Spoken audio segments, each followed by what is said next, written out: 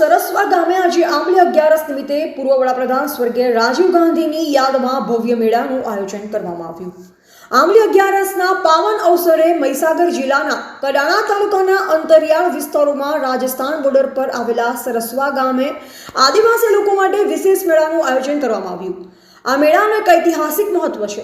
વર્ષ 1986ના આંબલી 11 દિવસે વડાપ્રધાન રાજીવ ગાંધી ગામની મુલાકાતે આવ્યા હતા, જ્યારે દુષ્કાળના કારણે ગામમાં અછત અને મુશ્કેલીઓ વધી ગઈ હતી। જે સમયે રાજીવ ગાંધી દ્વારા શિક્ષણ, માર્ગો અને વિકાસના કામો હાથ ધરવામાં આવ્યા હતા। ત્યારથી દર વર્ષે આંબલી 11ના દિવસે નીલકંઠ મહાદેવ મંદિરમાં રાજીવ ગાંધીના ફોટા પાસે પૂજા અર્ચના કરવામાં આવે છે અને મેળાનું ભવ્ય આયોજન થાય છે। ગુજરાત અને રાજસ્થાનના વિવિધ વિસ્તારોમાંથી હજારો આદિવાસી લોકો મેળાનો આનંદ માણવા આવે છે। વર્ષો પહેલા નીલકંઠ મહાદેવના અવશેષો મળ્યા હતા, જે બાદ આ મંદિરનું નિર્માણ કરવામાં આવ્યું। મેળામાં આવેલા ભક્તોને આંગતુકો પ્રથમ મંદિરની મુલાકાત લે છે અને પછી જ મેળાની મજા માણે છે। રિપોર્ટર જયેશ ડામોર, મધ્ય ગુજરાતનો અવાજ, મહીસાગર। જય આદિવાસી।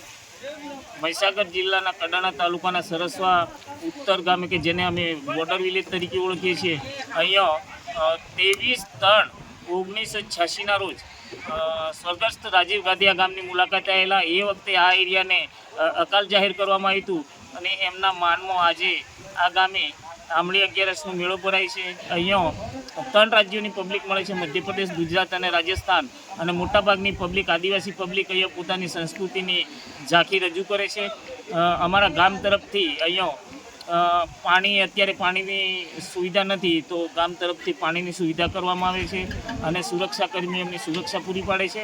અને આજ દિવસ સુધી આ મેળાની અંદર કોઈ પણ પ્રકારનો ઇસ્યુ થયો નથી અને મોટા પાયે અહીંયા આંબલી 11નો 2 દિવસનો મેળો ભરાય છે અને ભવિષ્યમાં આ મેળાનું મોટું સ્વરૂપ થાય અને 2-3 દિવસનો પ્રશાસન દ્વારા મંજૂરી આપવામાં આવે અને આ રીતે મેળો અમારો અહીંયા અવિરત ચાલુ રહે એવી શુભેચ્છાઓ અને ગામ વતી આપ સૌને જોહાર બધાય। જય જોહાર, જય આદિવાસી।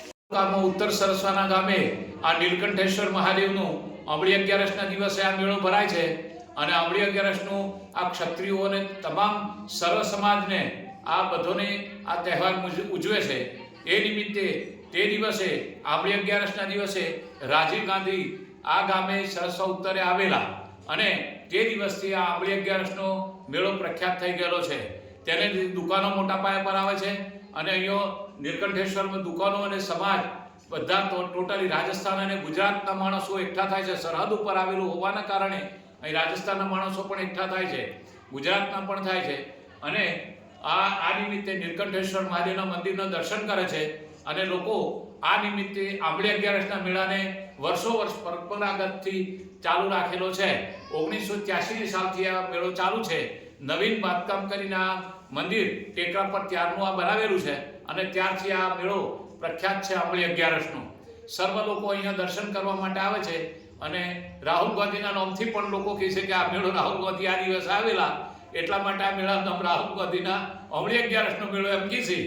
સર્વ લોકો એમ બોલે છે અને એ લોકોની ભાવના પણ અત્યારે એવી ચાલી રહી છે અને સર્વ લોકો અહીં નીલકંઠેશ્વર મહાદેવની પણ પૂજા કરવા માટે આવે છે, સર્વ ભાવનાથી આવે છે। સર્વત્ર સત્ય કર્મથી અને પુણ્ય કર્મની ભાવનાઓથી આ નીલકંઠેશ્વર મહાદેવની પૂજા કરવા માટે આવે છે।